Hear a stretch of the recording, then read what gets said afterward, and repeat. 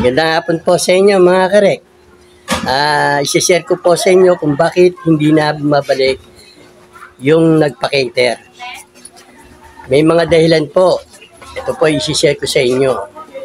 Base po to sa matagal ko ng trabahong catering. Nangyayari po to na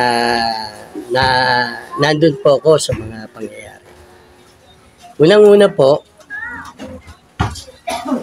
kaya ang dahilan mabalik yung nagpa-cater yung sa lasa ng pagkain. Alam naman natin na hindi pare-pareho ang panlasa ng tao. Maaring hindi nila kursunado yung lasa, pero sa iba naman, gusto nila yung lasa. Yun ang nagiging dahilan. Kaya hindi na sila nagpapakater. Pangalawa po, kaya hindi rin po sila nauulit dahil sa late na silang dumating. Late na dumating yung pagkain. Nandiyan yung bisita, yung pagkain wala pa. Nagugutom na yung mga guests. Stress na yung nagpa-cater. Kaya hindi rin pwedeng sabihin na na-traffic. Dahil sasabihin ng nagpa-cater, na-traffic pala kayo. Bakit hindi nyo inagahan? Kaya, hindi katwiran yung na-traffic. Dapat talaga, may oras talaga kung anong oras lulutuin at kailangan matapos ng ganito para makaalis na kagad. At kung may traffic, dapat malaman kung may traffic para hindi po mali.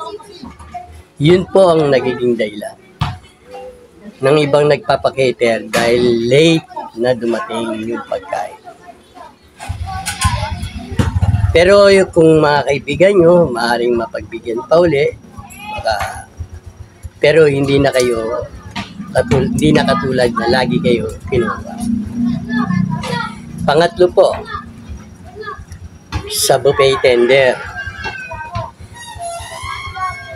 Kaya ang dahilan, hindi na nagpapakater. Unang-una, nakikita po yung mga buffet tender, ngunguya-nguya sa harap ng buffet.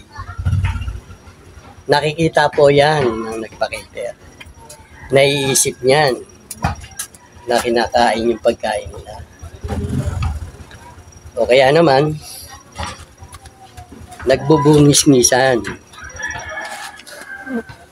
Tapos, wala nang mask, protection sa bibig, wala nang hairnet, wala pang gloves. Tapos, nakasibangot pa yung mga mukha. Kaya, mawawala talaga ng gana pumunta sa buffet nung nagpakater. O yung mga guests.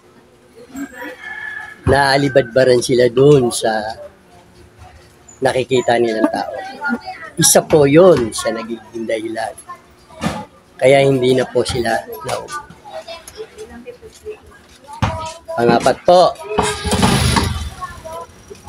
ang mga waiter po, wala po silang maayos na pananamit. Mahaba ang buhok. Tapos, yung itsura pa, nakakailang. Nangalit yung mga bibig. Ang mga forma ng bibig, mga ganyan-ganyan. Nakakailang po yun. Isa po yun sa nagiging dahilan. Wala nang gloves yung kamay. Tapos, pagbibigay ng baso, malansa. May glove, may basag. Ayun ang nagiging dahilan. Kaya, hindi na talaga bumabalik yung nagpakater. Yung panglima po. Pero yung talaga nakakita pong waiter, malikot ang kamay. Yun pong nakakatakot sa catering. Meron po akong experience po. 1990s pa yun mga karek, yung experience na yan. nahuli po ng ibon. Eh yun naman po, pauwi na kasi yun. Ito, share ko lang po to. Kwento ko na po sa inyo. Yung ibon na yun, galing pa ng ibang bansa yun, nagsasalita po yun. Palibasa, umuwi na kami, balansihan na po ng pera. Yung isang waiter nagbalot ng mga alak. Sa madalit salita, nakalusot po yun. Kasi diyan sa catering may bar po kami. Inilalabas po yan ng mga guests. Etong isang waiter may kalokohan. Pero yun, kasi dapat yun na isi-seminar yung mga ganung waiter. Kasi masyadong sensitive yung pupuntahan. Hindi pwedeng gano'n. Pwedeng makulong ang waiter.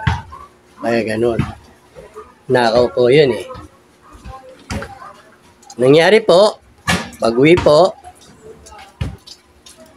nakalagay na sa bag niya yung nakuha niyang alak dahil siguro hindi na siguro pinapansin ng mayari dahil marami siyang alak. Naiuwi niya yun. Eh hindi pa siya nasiyahan. Balansihan na po kami doon sa boss namin. Yung ibon po, yung loro, basta nandun lang siya sa ibabaw ng rep. Kasama po ko ron. Nasa ibabaw siya ng rep, turuan po yon. Lahat po ng gagalawin ng tao na hindi taga ron, nag-iingay po yung ibon na yon. Na ang turo sa kanya, may kinuha. Ganun po yun pag nakakita yun ng ibang tao. Binuksan po yung rep. Pagbukas ng rep, kumuha po ng sesto. Palibasa kilala. Kala niya ganun-ganun lang. Di nakakuha siya.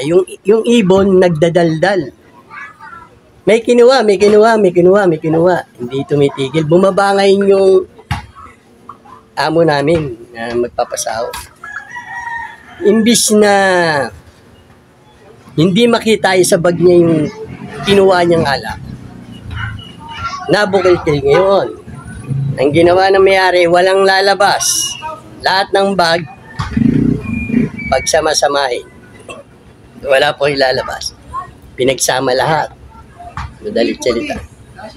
Ayun nga, nangyari, binuksan lahat ng bag. O ito, kanino to, nakita yung alak. Sa akin po, bakit kang may ganito? Sir, ano lang to, parang, may tawag siya ron eh. Souvenir. Souvenir daw niya. Ano souvenir yung pagsasabi mo? Kinuha mo to doon sa ano. Alam mo na, kaya ngayon, tinawag pa yun ng pulis. Papakulong siya. Ay, kasi, maapekto niya yung caterer eh. Ayun. Kaya yun, isa yun sa naging dahilan. Kaya siguro baka kung di man kinuha yung waiter, hindi na nagpa-cater yung tao. Pero yun, delikado yun sa isang caterer. Pwedeng mag-damage siya doon at pwedeng bayad siya. At hindi na rin siya bayaran. Meron pa po akong isang experience. Nasa bar po, hindi pa nagsisimula. Tumatagay na po. Sumasyat na, palibasa nakita niya, imported yung mga alak nandun sa bar. Nasarapan siya. Tumira ng shot. Nung dumating na yung bisita, nakalugmok na siya dun sa sulok, nakayukunan. Ayun, lasing na. Nagalit din sa kanya. Muntik na talagang di bayaran yung caterer na yun. Pinauwi siya. Buti, hindi na lang siya pinakulong. Kasi, sabi sa kanya, Lintik, nauna ka pa sa mga bisita ko Kaya ang nangyari, pinauwi na lang siya sa gigil ng may-ari. Kaya yun, yung mga ganung bagay, yun ang isa sa nagiging dahilan na hindi na bumabalik yung nagpakita. Kaya dapat, ang nagtatayo ng isang catering, bago lumabas yan, sineseminar po yan. At tinuturo yung mga hindi dapat kasi delikado po. Ang pupuntahan po, hindi po yung katulad ng mga nasa kapitbahay natin. Ayun, malalaking tao po yung pupuntahan. Kaya dapat yan, pag kukuha ng tao, siniseminar muna para pag ipinul out na sila, alam nila yung mga hindi dapat at yung dapat.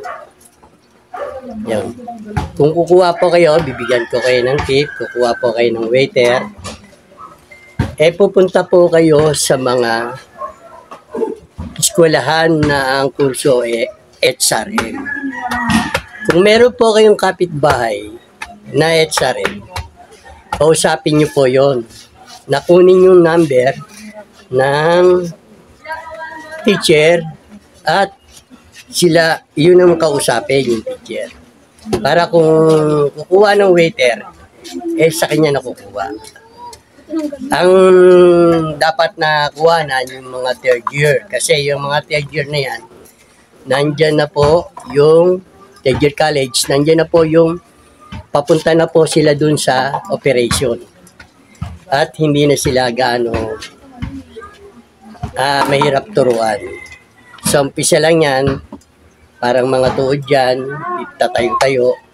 Pero yung kapitan ng mismong magtuturo sa kanila. At yung mga natutunan nila ay maaaring pwede nilang ma-apply pati. Ang kakaiba po sa mga mismong kapitan kakukuha ng waiter, antimano po, alam na po yung gagawin. Kaya lang, hindi makontrol ng kapitan yung kinuha niyang waiter. Hindi niya pagsabihan dahil nahihiya yung minsan yung kapitan. Kasi kapitbahay niya. Hindi katulad ng pag sa school, kayang nasabihan ng kapitan. At may lalabas niya po yung disiplina. Ang pinakamagandang gagawin po ng isang caterer, kung kukuha siya ng waiter, doon po sa mga eskwelahan po ng mga HRM. At sisiguraduhin ko po na yung trabaho nila sa inyo related doon. At kaya po nila yun. Bibilang po ng mga ilang araw o mga ilang buwan bago nila matutunan yun. Kaya mas maganda pong kumuha sa mga school. Nakatulong na po kayo sa school, tapos naturuan pa yung kukunin yung estudyante. Kikita pa sila. Dati po kasi nag-seminar po ako, ang karamihan pong nakakasama noon, mga estudyante. Nagturo na rin po ako, mga kare. Hinire po ako ng isang kumpanya na magtuturo lang po ako. Ayun.